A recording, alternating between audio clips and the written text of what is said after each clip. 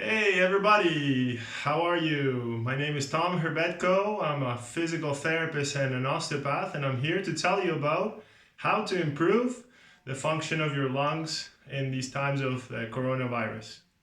So first of all, we should know that when we have tensions in lungs, well, obviously there are some obvious signs, but maybe not so obvious signs, like for example that the tensions from the lungs tends to reflect in the shoulders.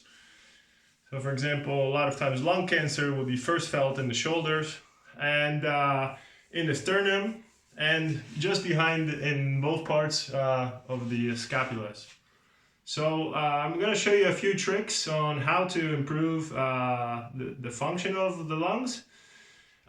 Since we cannot massage or touch directly lungs, we can do it indirectly. So one of the tricks I like to do is to free up the thoracic cage, the thorax.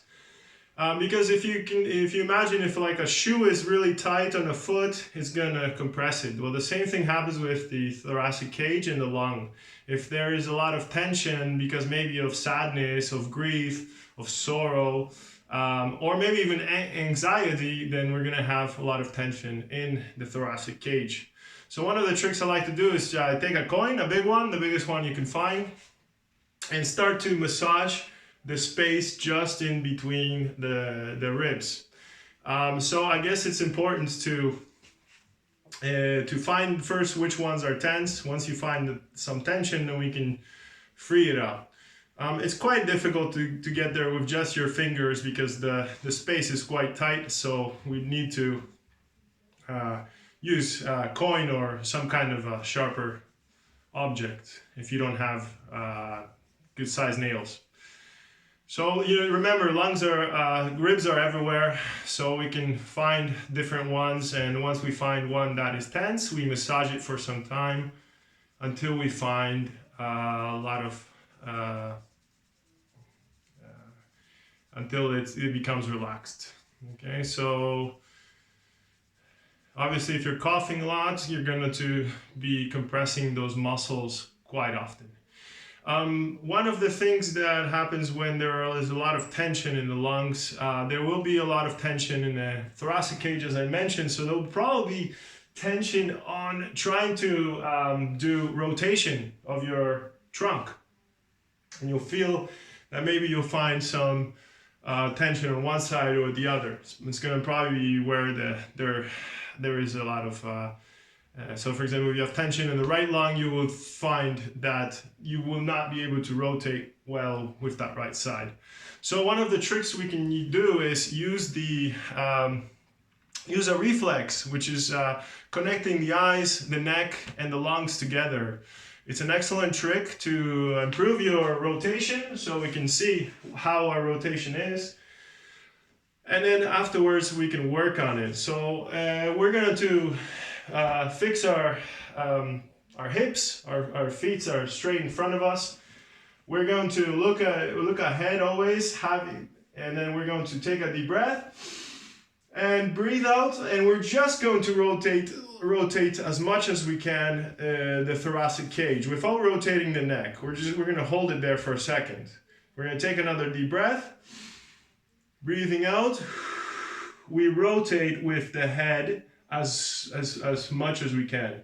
And another time we do the same. Take a deep breath, breathe out, and now with the eyes, we're gonna look back. Okay? The reason when the eyes connect with the neck is because that's what the function of the neck muscle is.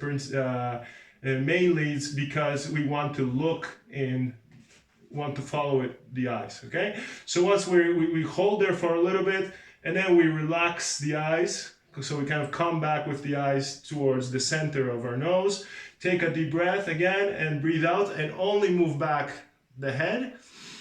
Take a deep breath and come back until neutral position. Okay, so we're going to do exactly the same thing from the other side. We're going to take a deep breath. First, we're going to rotate the trunk. Okay, take a deep breath, breathe out, rotate your head, breathe out, take a deep breath, And breathe out. And go with the eyes, like imagining like somebody is standing behind you and you're trying to see them as far as back as you can. Then you kind of come back when you breathe out with your eyes. Take a deep breath, breathe, come back with your head. Take a deep breath and come back with your trunk. So you go part by part, okay? So first the trunk, then the neck, then the eyes. So why does the diaphragm, why do the lungs connect with the neck? Well, many reasons. One of the things is that the innervation for some parts of the lungs and the diaphragm comes from the neck, from C3, C4. And also because there is a fascia underneath the thoracic cage, which connects the thoracic, the ribs with the lungs. And this fascia is called the endothoracic fascia. And the endothoracic fascia extends into the cervical fascia, so into the neck, basically. Another trick we're going to learn is how to, we're going to kind of pump the pleura.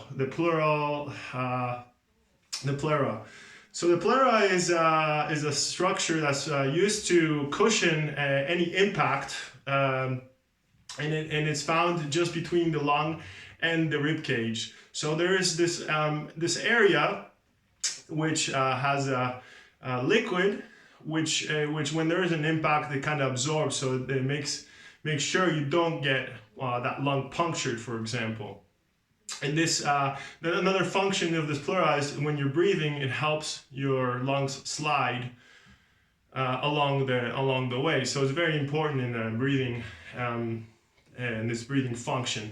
The pleura is all over inside, goes all the way to the lower rib cage and comes up into the neck. So the little trick is we're going to take a deep breath, breathe out, and then we're going to take a deep breath again. And kind of just like let it go, okay? So take a deep breath, breathe out, and okay, one more time, take a deep breath, you kind of bend to one side, breathe out, take another deep breath, and then you relax. And you also do the same thing.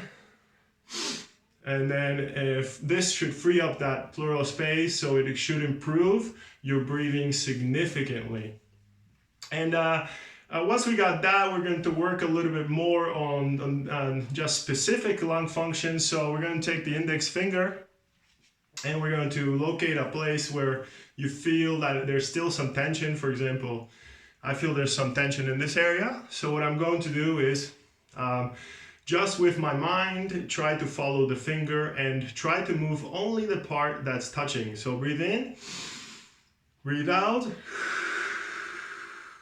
And so we're going very specifically until one point, okay? So when you breathe in, you're kind of inhaling, you're making the balloon get bigger, and breathing out, exhaling, that part goes in. It kind of goes up and down the finger. Once you do that for about two minutes, you switch until you get your whole thoracic cage freed up.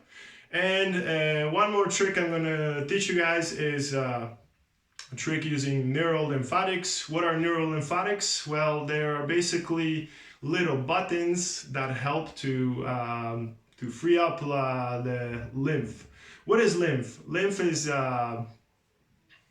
basically a system in our body, like the circulatory system.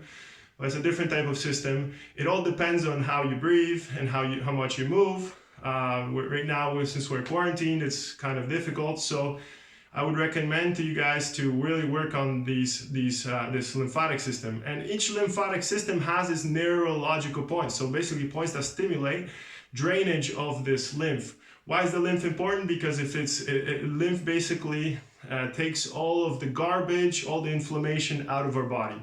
So if there's a lot of congestion, that certain organ, for example, will not function as well as it should. So we're going to find the neurolymphatic points for the lungs, which is, well, the first ones, we're going to locate the clavicle. Just underneath the clavicle, we're going to go to the first rib, okay? From the first rib, we're going to find the space between the first and the second. And from the second and the third is where the first points are.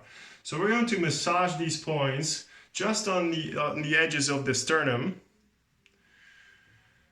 massaging these points for about 2 minutes. Okay, don't overdo it. Don't do more than 3 minutes. Basically, if imagine you have a lot of tension in your left lung, well, that point on the left side will be very, very tense, and vice versa. If it's the right, it will be the right one. And we do this for 2 minutes twice a day until we no longer have any problems. Well, what you will find almost immediately is the inflammation will go away for some time. This is good to repeat it every day. It's like hygiene. And then later on, after the second and the third, we're going to go down between the third and the fourth rib. So the third and fourth is like the mid-superior lung. These points, they're kind of like switches. So the third and the fourth point, we're going to massage those quite